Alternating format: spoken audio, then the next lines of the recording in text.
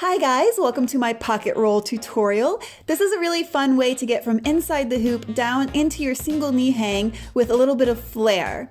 I was taught this move as the pocket roll, but if you know a different name for it, let me know in the comments because I know that some people call it different things. Start by sitting in the hoop, then take out one leg and replace it with your shoulder on that same side. It doesn't matter which leg you take out. You should be in this nice, relaxed, pretty position with your hips about at the same level as the bottom of the hoop.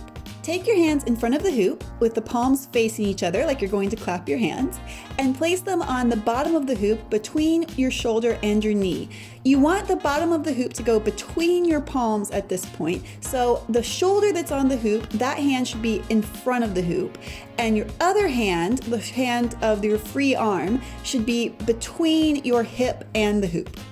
Now that you have your hands placed nice and securely, you can lean your shoulders out the front of the hoop to roll down as you keep the leg that was hooked on the hoop nice and bent, and it will naturally rehook itself on the bottom of your hoop and you're in your single knee hang.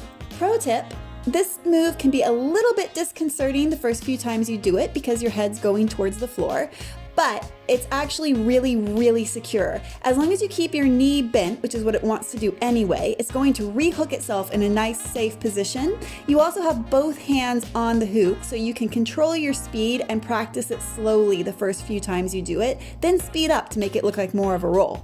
Thanks for watching. I hope you really enjoyed learning this pocket roll, and check out my channel for lots of other tutorials and performance videos. There's a lot of good stuff, so check it out and please subscribe.